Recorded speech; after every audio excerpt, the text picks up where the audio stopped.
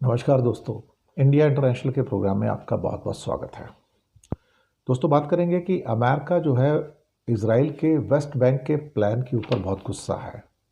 उसका एक बहुत बड़ा रीज़न ये है कि वहाँ पर जो डोम ऑफ द रॉक है वेस्ट बैंक के अंदर, जेरूसलम जिसका नाम, उस पे तीन जो रिलीजन है, क्रिश्चियनिटी, जूस और मुस्लिम्स, वो तीनों का होली प्लेस है। वो इजराइल उस पर कब्जा करना चाहता है और इस बात का गुस्सा क्रिश्चियंस में भी है, इस बात का गुस्सा मुस्लिम कंट्री में भी बढ़ता चला जा रहा है। जब तक गज़ा था तब तक ठीक था, क्योंकि गज़ा में कोई भी रिलीजियस प्लेस नहीं था, लेकिन जेरूसलम के अंदर है और ये बहुत सेंसिटिव प्लेस है कई मायनों के अंदर देखा जाए तो। इसके अलावा जो 3 दिन की मीटिंग थी कम्युनिस्ट पार्टी ऑफ चाइना की, वो ख़त्म हो गई है और झांग जैमिन को नंबर 2 इलेक्ट कर लिया गया है, यानी कि he will be number 2 after Xi Jinping. और हो सकता है कि शी जिनपिंग के जाने के बाद झांग जैमिन वो चाइना के प्रीमियर भी बन जाए। जी हाँ, लेकिन कभी कभी पीछे से भी कोई निकल के आता है और आगे आ जाता है और पता नहीं लगता। तो चाइना की जो राजनीति है ना, वो बहुत मिस्टीरियस है एक्चुअली। इसके साथ ही ट्रंप साहब का जो नई सैंक्शंस आई हैं रशिया की ऑयल इंडस्ट्री के ऊपर, इसने पूरी दुनिया को चौंका दिया है। और एक किस्म से कहा जाए तो चीज़ें जो हैं, अब लगता है कि जहाँ पर भारत और चीन के ऊपर जो प्रेशर आया है, ख़ास तौर से भारत के ऊपर तो बहुत ज़्यादा है, कि भारत को अब अपना रूस का तेल पूरी तरह से रोक देना पड़ेगा, कोई रास्ता बचा नहीं है। सबसे पहले बात करते हैं कि अमेरिका वेस्ट बैंक को लेकर क्यों इतना ज़्यादा गुस्से में है। क्योंकि वेस्ट बैंक के अंदर जेरूसलम है, जेरूसलम के अंदर डोम ऑफ द रॉक है। डोम ऑफ द रॉक दरअसल देखा जाए तो 3 रिलीजन का होली प्लेस है, ज्यूज़ का, क्रिश्चियनिटी का और मुस्लिम्स का। मुस्लिम्स के लिए मक्का और मदीना के बाद ये तीसरा सबसे बड़ा दुनिया में होली प्लेस है। और जो इजराइल की उसके ऊपर कब्जे की कोशिश है वेस्ट बैंक के ऊपर, इसने मुस्लिम देशों के साथ साथ अमेरिका को भी नाराज़ किया है। गज़ा के अंदर जो भी अरब देश कर रहे थे, गल्फ कंट्री कर रहे थे, वो एक नाटक था, लेकिन वो पूरी रूप से देखा जाए तो, एक्चुअली देखा जाए तो, वो अमेरिका के और इसराइल के साथ में थे, इसराइल की मदद भी कर रहे थे। लेकिन वेस्ट बैंक की सिचुएशन अलग है, क्योंकि यहाँ पर आपका मज़हब बीच में आ जाता है। अब वेस्ट बैंक के अंदर इजरायली पार्लियामेंट में एक लेजिस्लेशन आता है, उस पर वोटिंग को लेके अमेरिका ने बहुत बड़ी नाराज़गी जताई और कहा कि अगर इजराइल वेस्ट बैंक पर कब्जा करने की कोशिश करेगा तो अमेरिका उससे अपना सपोर्ट वापस ले लेगा। उनका कहना है कि वेस्ट बैंक पर इजराइल का कब्जा कभी भी नहीं हो सकता, क्योंकि मैंने अरेबियन कंट्री से वादा किया है, अगर आप ऐसा नहीं कर सकते तो हमें अरब देशों का बहुत अच्छा समर्थन मिला है, तो इजराइल पूरी तरह से अमेरिका का समर्थन खो देगा। जेडी वेंस भी भड़क गए हैं। उन्होंने वेस्ट बैंक पर इजरायली संसद में वोटिंग को इंसल्टिंग करार दिया है। उनका कहना है कि ये स्टूपिड है, इडियोटिक है और ये ट्रंप की नीतियों के खिलाफ है।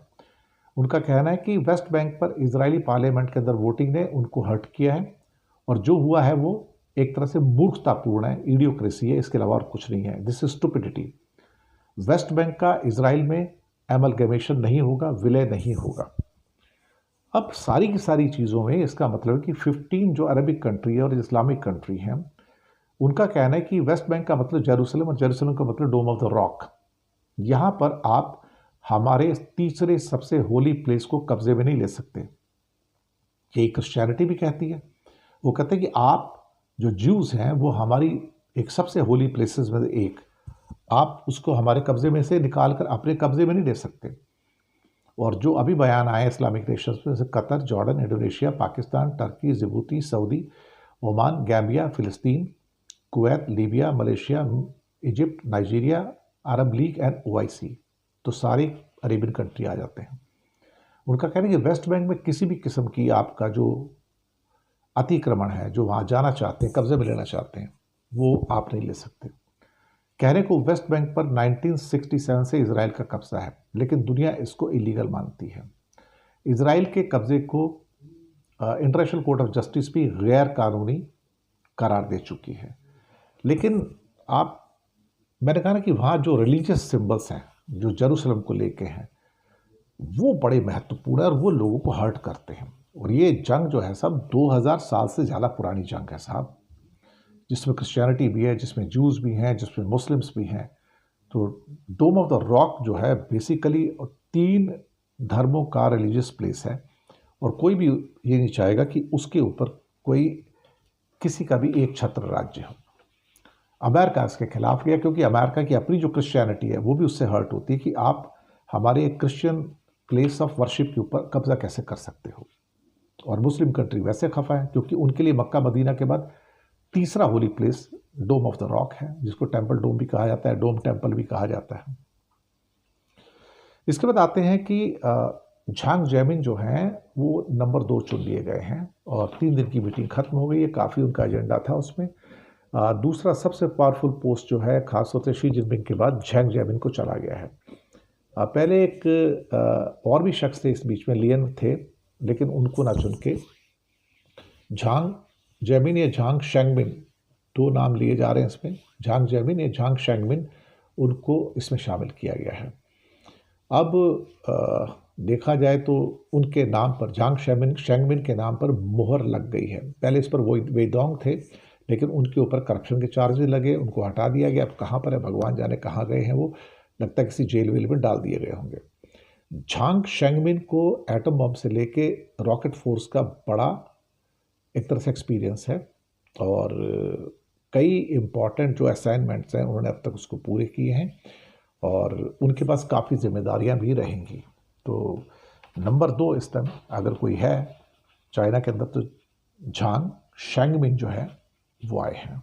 चलिए एक आखिरी खबर कि अमेरिका का जो सैंक्शंस आया रशिया के ऊपर, अब तक का सबसे स्ट्रिक्ट सैंक्शन, जहां उसके ऑयल को बेचने पर ही प्रतिबंध लगा दिया गया है कि चाहे अब रशिया अपना ऑयल ही नहीं बेच पाएगा, कम कीमत पे भी नहीं बेच पाएगा।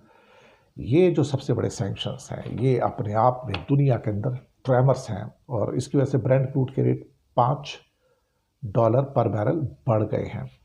भारत अब वहाँ से तेल नहीं खरीद पाएगा और भारत को नवंबर एंड तक या दिसंबर मिड तक अपना टोटल इंपोर्ट 0 कर देना पड़ेगा। इसके अलावा और कोई रास्ता नहीं है। क्या कहा जाए। इसी के साथ हम आपसे रुखसत लेते हैं, विदा लेते हैं और शुक्रिया अदा करते हैं। चैनल को सब्सक्राइब कीजिएगा, लिंक आगे भेजिएगा ताकि अधिक से अधिक लोगों तक ये समाचार पहुंच सके। दूसरी बात, हो सके तो छोटी छोटी आर्थिक मदद आप कर सकते हैं। नीचे में आपके लिए UPI नंबर और बैंक अकाउंट नंबर दोनों दिए हम। किसी एक को चुनकर छोटी सी मदद करेंगे तो अच्छी पत्रकारिता को बचाने में आप हमारे सहयोगी भी बनेंगे। बहुत बहुत शुक्रिया आप सबका।